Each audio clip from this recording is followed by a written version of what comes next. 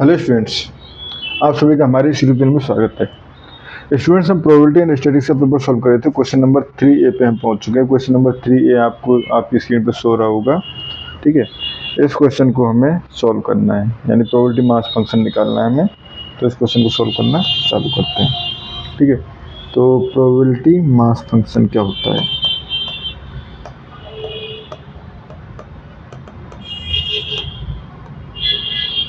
Mass function, ठीक है students, देखो बेसिकली प्रोबेबिलिटी मास PMF या प्रोबेबिलिटी डेंसिटी फंक्शन भी कहते हैं इसको कई बार। ठीक है, तो देखो इस क्वेश्चन के लिए हम निकालेंगे। तो देखो random variable let random variable x, ठीक है, x इक्वल टू 1, ठीक है, if customer buy desktop, customer buy desktop, ये क्वेश्चन में हमारे पास गिवन है। ठीक है, x इक्वल टू 0, ठीक है, अगर कस्टमर बाय लैपटॉप, ठीक है, गिवन है हमारे पास प्रोबेबिलिटी ऑफ डेस्कटॉप, ठीक है, इक्वल टू 0.20, ठीक है, और हमारे पास गिवन है या तो डेस्कटॉप खरीद रहा है या लैपटॉप खरीद रहा है। तो प्रोबेबिलिटी ऑफ लैपटॉप के लिए कितनी हो जाएगी? 1 माइनस 0.20 इक्वल टू 0.80, ठीक है स्टूडेंट्स, ये हो गया।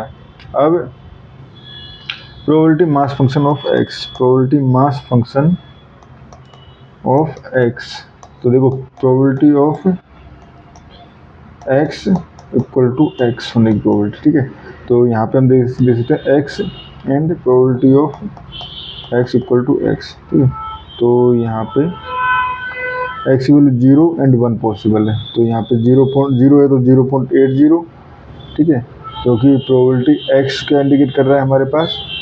कस्टमर बाय डेस्कटॉप, ठीक है, एंड ये है हमारे पास कस्टमर बाय लैपटॉप, ठीक है, तो ये हो गया। तो हम बोल रहे हैं probability mass function of x laptop के लिए, ठीक है, या हम कहें x0, ठीक है, 0 तो कस्टमर बाय लैपटॉप, और इसकी प्रोबेबिलिटी कितनी है? 0.80, ठीक है, एंड इधर 0.2, ठीक है, तो यहाँ से px गिवन है हमारे पास 0.8 if x equal to 0, 0.2 if x equal to 1, 0 otherwise, ठीक है। और भी कुछ पूछा गया इसमें हमारे पास पूछा गया है क्या? Line graph of probability mass function, ठीक है, तो देखो हमारे पास इस तरह से, ठीक है, x हमारे पास 0 है एंड 1 है, ठीक है, x हमारे पास 0 है 1 है, और ये हो गया प्रोबेबिलिटी ऑफ x, ठीक है।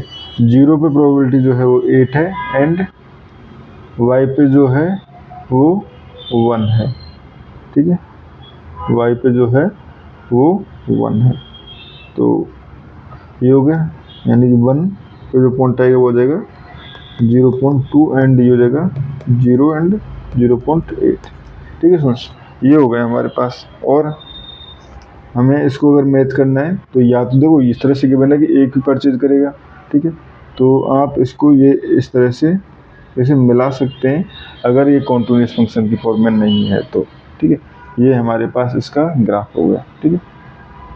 तो स्टूडेंट्स इस क्वेश्चन में इतना ही, थैंक यू।